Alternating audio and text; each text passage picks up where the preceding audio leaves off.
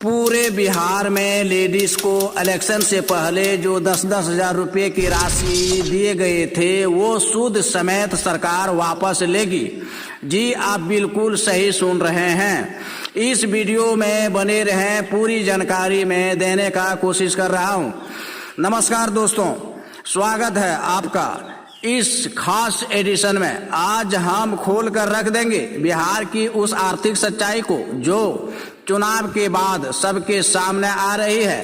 कर्ज का पहाड़ और खाली खजाना और गरीबों का बोझ, पूरी कहानी विस्तार से बताएंगे। बिहार सरकार कंगाल, आरबीआई का दरवाजा खटखटाया, 1200 करोड़ का कर्ज मांगा। दोस्तों, बिहार की सरकार पर आज कुल कर्ज 4 लाख करोड़ रुपए के करीब पहुंच चुका है। हर बिहारी के सिर पर औसतन 27 से 30 हजार रुपये का कर्ज है। लेकिन ये कर्ज अचानक तो नहीं आया, ना ये चुनावी वादों और वोट बैंक की राजनीति का नतीजा है। आइए सेटअप बाय सेटअप समझते हैं। कब लिया, क्यों लिया और अब कौन भरेगा इस कर्ज को। कर्ज कब और क्यों लिया गया। दोस्तों, 2025 के विधानसभा चुनाव से पहले बिहार सरकार ने भारी उधार लिया। विकास, महिलाओं के नाम पर स्कीम, छात्रों के सपने, सबके लिए हजारों करोड़ों रुपए विश्व बैंक, बाजार और अन्य स्रोतों से उधार लिया गया। सरकार का कहना था विकास के लिए पैसा चाहिए, लेकिन विपक्ष आरोप लगाता है कि ये पैसा वोट बैंक बनाने के लिए खर्च किया गया। चुनाव जीतने के लिए कर्ज लेकर योजनाएं चलाई गई और अब चुनाव के बाद खजाना खाली हो गया। अप्रैल 2026 में सरकार को आरबीआई से 1200 करोड़ रुपए की विशेष उधार मांगना पड़ा। पेंशन देने के लिए, स्टूडेंट क्रेडिट कार्ड के पेमेंट के लिए और सरकार चलाने के लिए।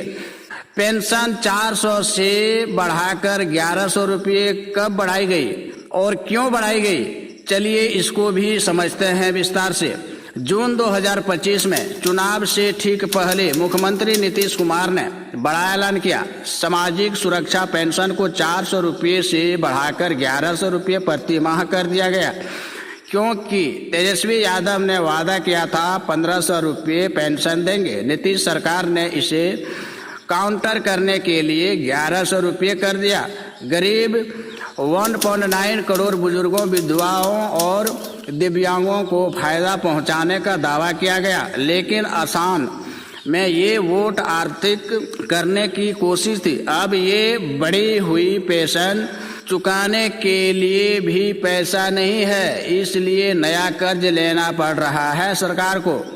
महिलाओं को 10,000 रुपये किस लिए दिए गए, चलिए इस चीज को भी समझते हैं। चुनाव से ठीक पहले मुख्यमंत्री महिला रोजगार योजना के तहत 1.5 करोड़ से ज्यादा महिलाओं के खाते में 10,000 रुपये ट्रांसफर किए गए।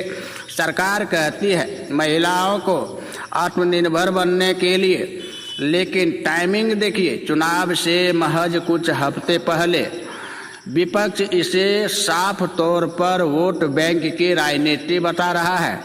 तेजस्वी यादव के बढ़ते प्रभाव को रोकने के लिए ये कदम उठाया गया। अब ये पैसा भी कर्ज लेकर दिया गया और सरकार कह रही है खजाना खाली है। स्टूडेंट क्रेडिट कार्ड क्यों दिया गया, चलिए इस चीज को भी समझते हैं। 2016 में शुरू हुई Bihar student credit card scheme को चुनाव से पहले और आकर्षक बना दिया गया।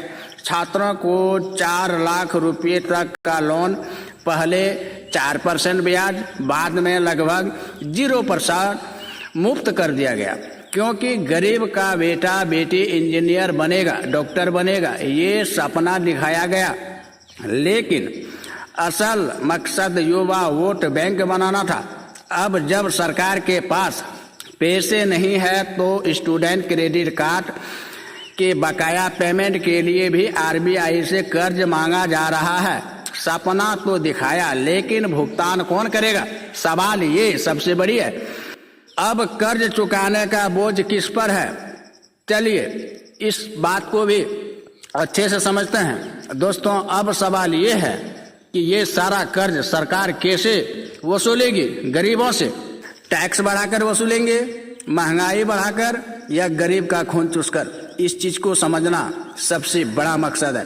विशेषज्ञ कह रहे हैं कि ब्याज ही हर साल 30 से 35 हजार करोड़, सही सुन रहे हैं, 30 से 35 हजार करोड़ रुपये जा रहा है सिर्फ ब्याज में, यानी रोजाना 80 से 95 करोड़ रुपये सिर्फ ब्याज में। विकास के लिए पैसा कहाँ से आएगा?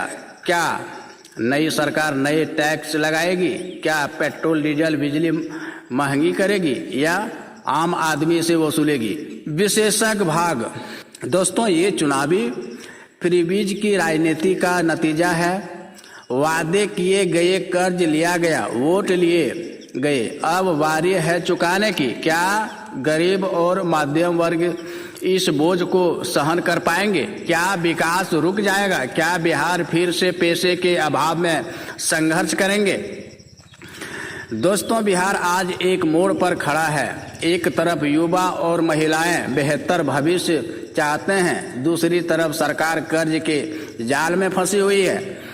आप क्या सोचते हैं? कमेंट में जरूर बताइए। क्या चुनाव जीतने के लिए कर्ज लेना सही था? अगर ये न्यूज आपको पसंद आई तो लाइक करें, शेयर करें और यदुवंशी क्रिएटर फेसबुक पेज को फॉलो जरूर करें। धन्यवाद। राधे राधे। जय श्री राम।